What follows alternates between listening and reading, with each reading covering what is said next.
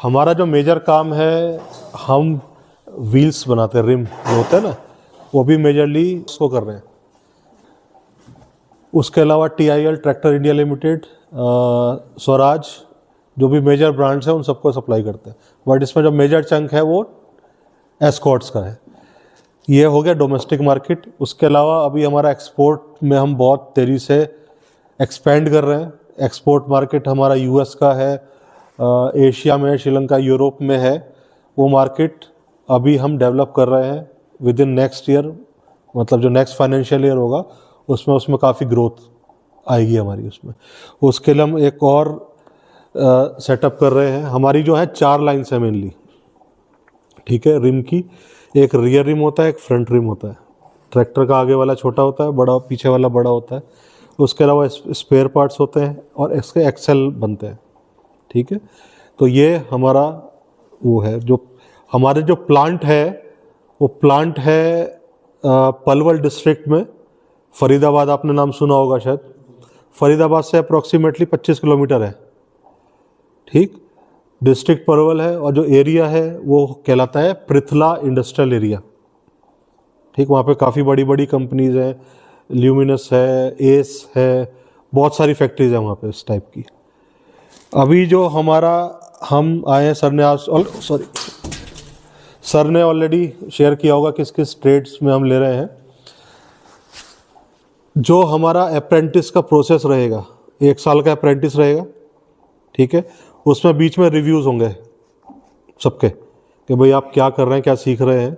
जो भी डिपार्टमेंट में होंगे, mainly production, tool room, quality, maintenance, इस टाइप के प्रोडक्शन में फिर अलग अलग जो है वो लाइंस, जैसे मैंने बताया, रिम लाइन हो गया, एक्सेल लाइन हो गया, इस टाइप से लाइंस में सब में अलग अलग जाएंगे। तो उनके इंजीनियर्स प्लस जो उनके HOD होंगे, उन सब के साथ आपको असाइन किया जाएगा कि भाई आपको एक पर्टिकुलर रोल दिया जाएगा इनिशियली कि भाई जैसे वेल्डर है तो आपको इस टाइप का वेल्डिंग करना है, या कोई टर्नर है या कोई मशीनिस्ट है तो उनका क्या प्रोफाइल होगा। उसके अलावा 1 साल के बाद फिर रिव्यू होगा। हमारे यहाँ ये नहीं है कि हमने 1 साल किया अप्रेंटिस करके, अप्रेंटिस का आपको सर्टिफिकेट दे के अप्रेंटिस ख़त्म। जो भी परफॉर्मर होगा, परफॉर्मेंस जिसने वो काम उसको बताया, उसने सीख लिया, अब वो उस काम को करने लायक हो गया कि उसको इंडिपेंडेंटली कर सकता है, तो कंपनी उसको कंफर्म करेगी। तो 1 साल के बाद आप लोगों की सैलरी रिवाइज होगी। उसके बाद फिर हर साल परफॉर्मेंस बेस्ड हमारे यहाँ इंक्रीमेंट्स होते हैं, ईयरली, साल में 1 बार इंक्रीमेंट होगा सबका, ठीक। अभी जो स्टाइपेंड है 13,000 स्टाइपेंड है।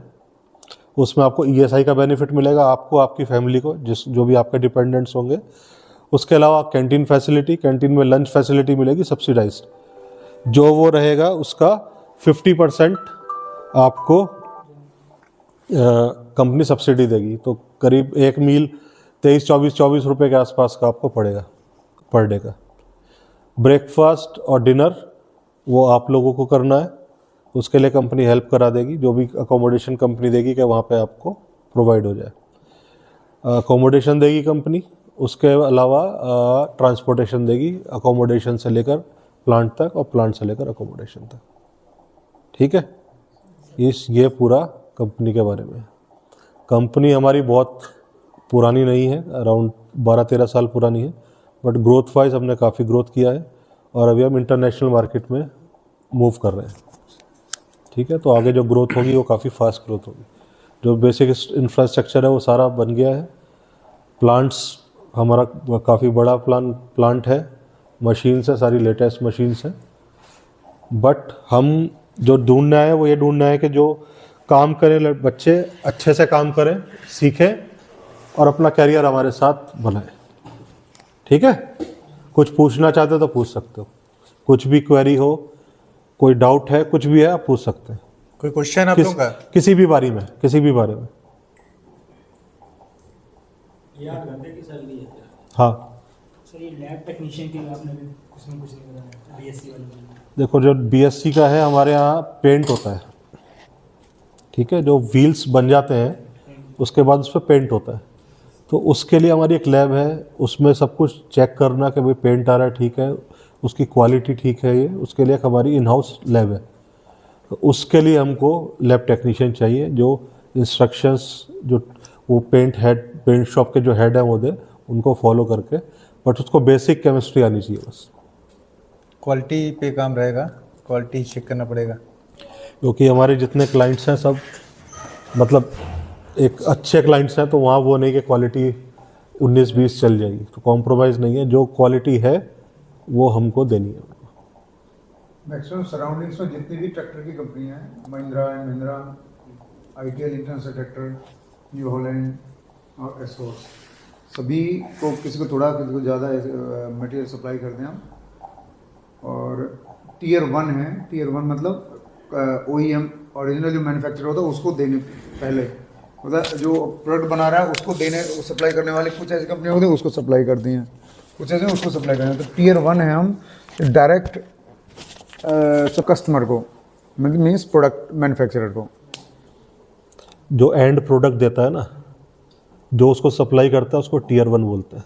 जैसे हम डायरेक्ट एस्कॉर्ट्स को दे रहे हैं, हमको जो देगा वो टीयर 2 होगा। मेन प्रोडक्ट, उसके नीचे OEM, उसके नीचे जो होगा वो टीयर 2। ठीक, तो सप्लाई चेन मैनेजमेंट में टीयर 1 एंड यूज़र के बाद सबसे हाईएस्ट उस पर माना जाता है उसको प्रोडक्शन में। ठीक, और प्रोडक्टिव किया जाए प्रोडक्शन में सर स्टैंडिंग वर्क रहेगा पूरा 8 आवर स्टैंडिंग वर्क रहेगा। हाँ, अच्छा ऐसे लाइन पे अच्छा लाइन पे रहेगा काम। लाइन पे नहीं रहोगे तो सीखोगे कैसे? नहीं सर, मशीन का कुछ नहीं, प्रोडक्ट जो हमारा है देखा होगा आपने, तो अभी ये सिलाई मशीन तो है नहीं जो बैठ के वो कर रहे हैं हम, टेक्सटाइल तो है नहीं, वहाँ खड़ा हो गई मशीन, अभी लाइन लगी है, स्टेशन वाइज हैं, कुछ ऑटोमेटिक हैं, कुछ सेमी ऑटोमेटिक हैं, कुछ मैनुअल है, मैनुअल है। मशीन पे करना है सर। हाँ। ठीक है सर। हाथ से वैसे नहीं कुछ भाई, वेल्ड मैं कह रहा हूँ सर, देखो कुछ चीज़ें अभी हैं जो मैनुअल हो रही हैं, उसको भी जैसे वेल्डिंग है, बट उसको भी धीरे धीरे हम SPM आ रही है हमारी, स्पेशल पर्पज मशीन्स वगैरह। बस। पर वो चीज़ क्या है, एक फेज़ है कि भाई ठीक है अभी इतना चेंज हो गया, क्योंकि जब कंपनी ग्रो करती है ना तो बहुत सारी चीज़ें होती है, देखनी पड़ती है, फाइनेंस भी देखना पड़ता है, सब कुछ देखना पड़ता आफ्टर अप्रेंटिस सर सैलरी क्या होगी सर परमानेंट? 15,000 बढ़ते हैं, एक ही मैनेजर 5,000 बढ़ते हैं, एक ही मैनेजर के 20,000 बढ़ते हैं। तो परफॉर्मेंस बेस होगा। आपकी रिपोर्टिंग पर्सन जैसे सर ने बताया, वो आपकी परफॉर्मेंस का आंकलन करेंगे और वो बताएंगे। तो यू हैव टू प्रूव, अपने आप को प्रूव करना पड़ेगा। सैलरी आपकी बढ़ती रहेगी, हाँ, है ना? सैलरी की जो इनहेंस होता है कुछ 6 महीने में होता है कि साल में? एनुअल सर, एनुअल होता है। एनुअली आपका कुछ परसेंटेज होता है सर का, वो इंक्रीज करता रहेगा, नहीं सर, काम करेंगे सर, है ना? जब परमानेंट होगे तब। बिल्कुल। समझना चाहिए, सुपरवाइजर बहुत समझते नहीं है, काम करके तो फिर भी। सबसे खास बात यह है कि ये कंपनी ऑन रोड रख रही है, ठीक है ना? पहले अप्रेंटिस करोगे तो आपको कंपनी रोल पे ही रखेगी, कोई कॉन्ट्रेक्चुअल बेसिस पे ये जॉब नहीं रहेगी या अप्रेंटिसशिप नहीं रहेगी। ये बेनिफिट है आपका। आपने इंस्टीट्यूट ITI की हुई है, ट्रेनिंग की हुई है, वरना कॉन्ट्रेक्चुअल बेसिस से रखा है, तो इसको अवॉइड करके कंपनी रोल पे ही शिफ्ट किया जाएगा आपको, ठीक है ना?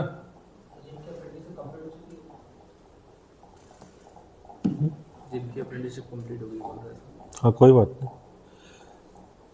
उनका अगर एक्सपीरियंस अच्छा रहा, मशीन पे नॉलेज रही, और अगर आप उस क्राइटेरिया से हो जो सर को चाहिए तो ले सकते हैं, ठीक है ना? क्योंकि ऑर्गेनाइजेशन भी ये सोचेगा कि अगर आपने अप्रेंटिस की हुई है तो कुछ ना कुछ सीखा हुआ है आपने, तो आपकी जो लर्निंग की ग्रोथ है वो तेज रहेगी। ठीक है, तो हम लोग कंटिन्यू करते हैं अपने इंटरव्यू को। ओके।